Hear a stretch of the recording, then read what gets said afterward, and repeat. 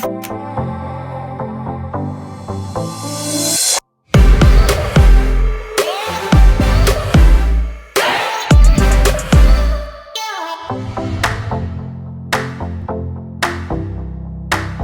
I realized that what I thought was a fantasy world was actually the realism created by God in my heart, which led me straight to the love of my life.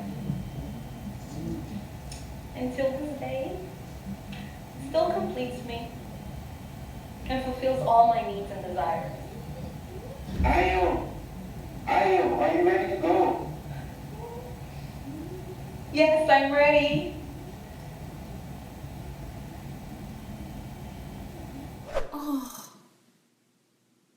Oh, hello everyone. Welcome to another episode of Ask the Girl from Schenectady. And I am your host, Aduayo Magic Odumi, aka Ayo Magic, the girl from Schenectady.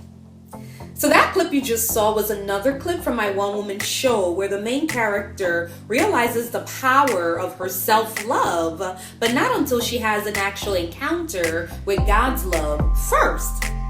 So today's topic, God's love versus self-love, qualities in a relationship. Well, I got a little bit to say about both, but first let's hear what the male and female panel have to say first.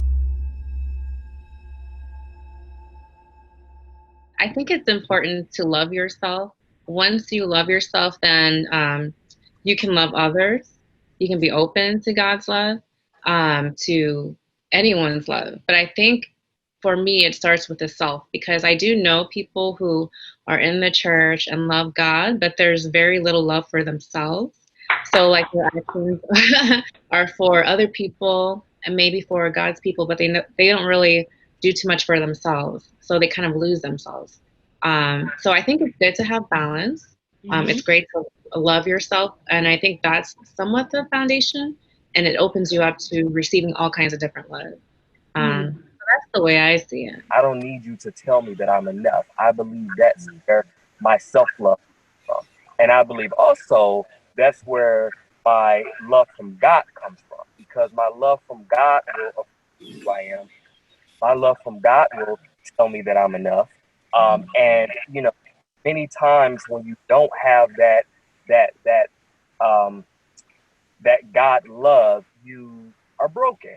You know, there's a lot of broken women, a lot of broken men. So, you know, when you're broken, you'll look for love in your career, or you'll look for love in all these different areas. But when you know that you have that love from God, you know who you are just confident in who you are, and you're able to actually find a mate on that same level.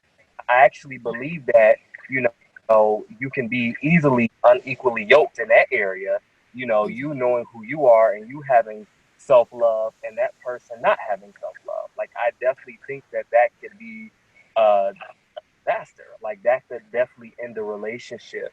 Once you start to develop your relationship in your higher spiritual self, then that self-love starts to marry in as well with that love of Christ. That's just how I see it. I don't see how you can, I mean, even though we do have some atheist people that are running around here who say they do love themselves, but I think when you also have self-love, there's certain boundaries that you put up for yourself and certain lines that you won't cross. Yeah, self-love is important, and having a community is also important. I'll add that with self-love. Like, you know, I shouldn't be, you know, you shouldn't be my all, and vice versa, right? You should have a relationship in terms of friends and a network, because you shouldn't invest all your everything in one person, right? Because you just have to have that type of support.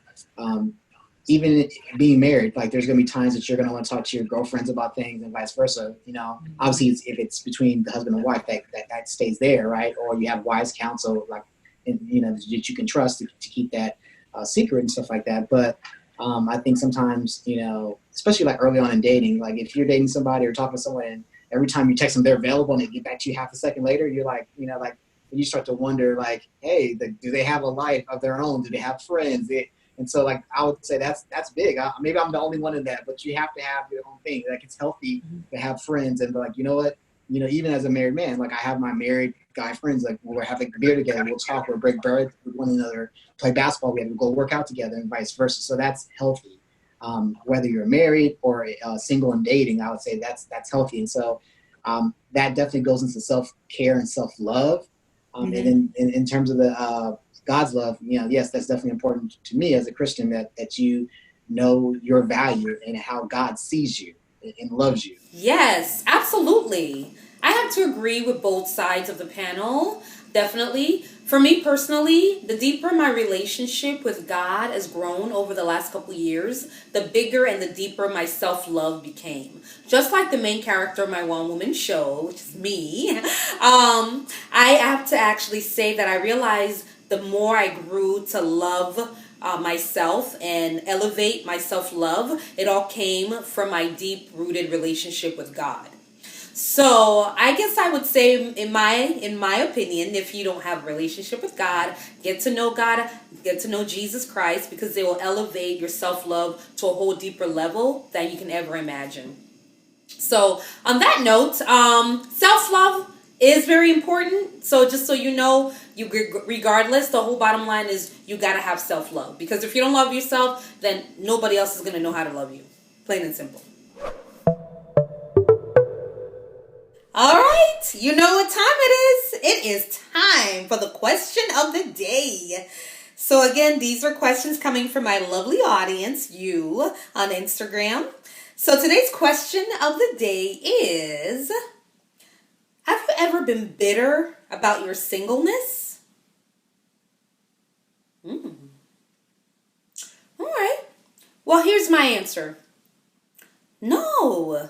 Truthfully, no, I've never been bitter about being single. And I think the reason that is because I choose to be single.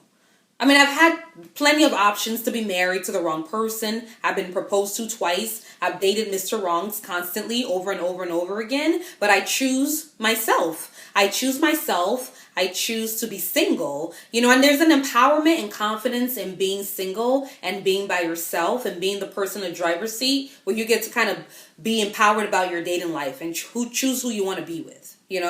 I get to be like, no. Maybe. So, I think being single can be very, very empowering. So, and of course, my relationship with God as well. I think that also makes me feel confident about my singleness. Now, I do need to say that I think bitterness comes from, honestly, comparing yourself to other people. I think when we compare our lives to other people's lives, or the people that are married or in relationships, and we want what they have, and we start to compare ourselves, I think that's a dangerous place to be. And I think that's where bitterness comes from. Now, on that note, I do need to let you know, please tune in to next week's episode, where the topic will be competition and comparison. Yes. You don't want to miss that episode. So that concludes today's episode of Ask the Girl from Schenectady. Now, I do need to disclose I'm not a dating coach. I am not a licensed therapist. All of my opinions are coming from my experiences. Now, please tune into next week's episode. And as usual, please keep those questions coming. You can comment below or follow me on Instagram. I can be followed at IOMagic. That's AYOMAJEK. And please, as usual, don't forget to like and subscribe. Talk to you soon. Smooches.